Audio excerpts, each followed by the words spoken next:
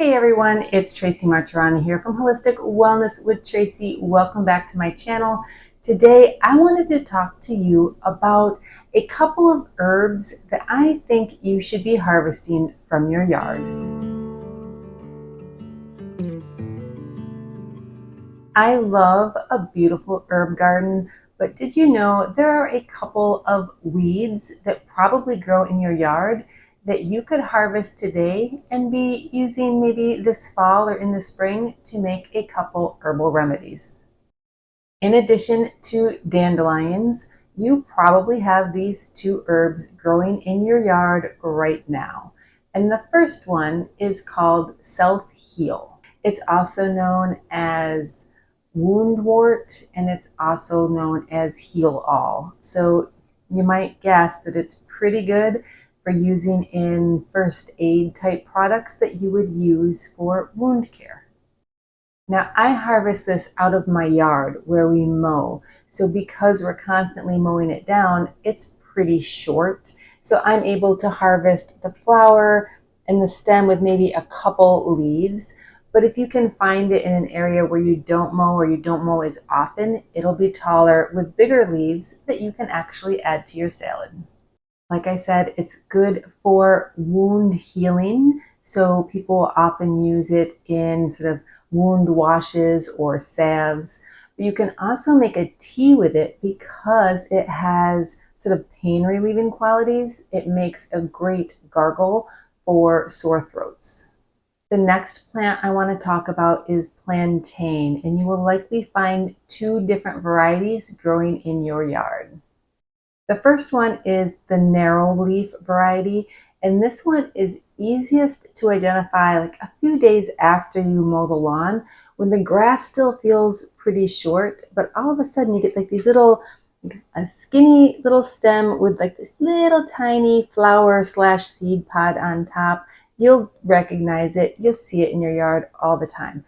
So if you dig down to where that stem comes from, you'll find some skinny little leaves. Now, sometimes you'll be lucky enough, like I was, to find it growing sort of off the yard. So I have this beautiful, beautiful one that's growing in the middle of a little hosta. It's lovely, right? But I can come up, harvest a few leaves, and get a decent amount of plantain with just a few leaves off a big plant like this.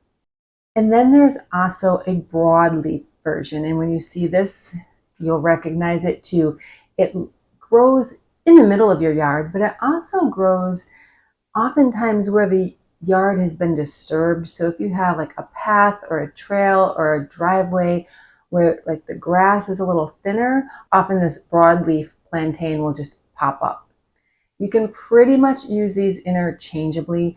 Plantain is edible, and I find the broadleaf tends to be a little more fibrous. So if I was going to throw some in my salad, I would probably use the narrow leaves, but you do you. And just like self heal, it's great for wound care. So if you're harvesting one of these, you might as well harvest them both, and then you can use them together later on when you make herbal remedies. Plantain specifically does have like this drawing out property, like you visualize it almost like drawing out infection, or I want to say pus. That just sounds nasty, but like the ooze, which also makes it great for bug bites. So I often will make a bug bite remedy, which is like witch hazel, self heal, and plantain, maybe a little yarrow, throw that all in together, let it steep, and then that makes a great topical relief remedy for bug bites. And because I did just mention it, I will also talk about yarrow. Now, many people have seen this plant. It looks sort of like Queen Anne's lace, but the flowers are heavier and hardier, and the leaves are very like delicate and fern-like, if you will. Many people buy this at their local nursery and put it in their flower gardens. But you can often find it if you have any sort of like meadow, sort of wild areas in your property. Oftentimes you will find this growing wild.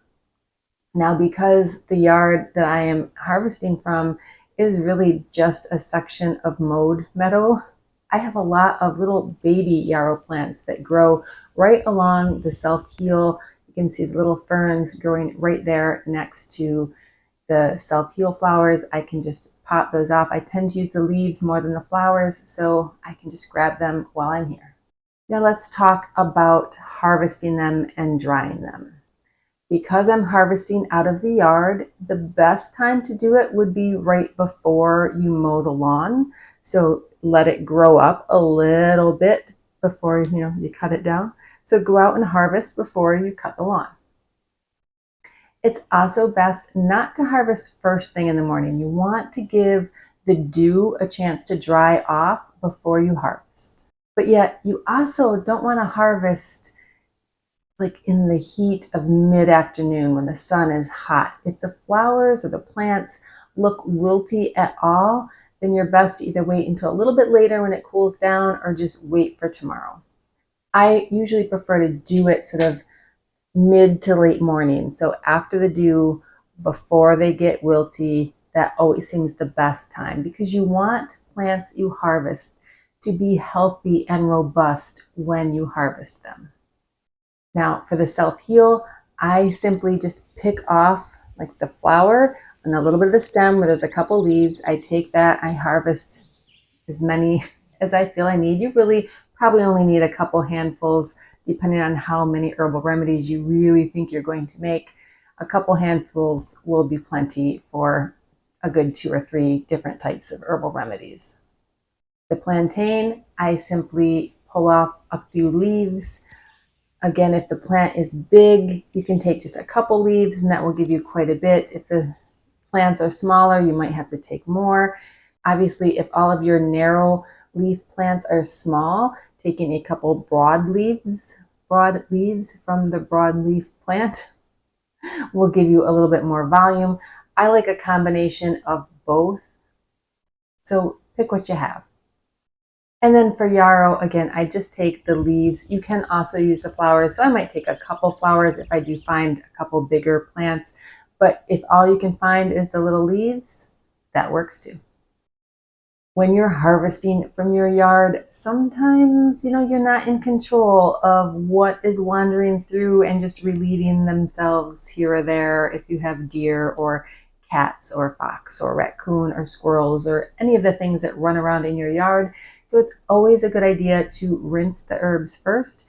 And then I just put them on a towel. I kind of blot them dry, let them dry a little bit like that. And then I take them into my office where I have sort of a big counter that I know they won't be disturbed. I put down paper towels and I just lay the herbs out and allow them to dry.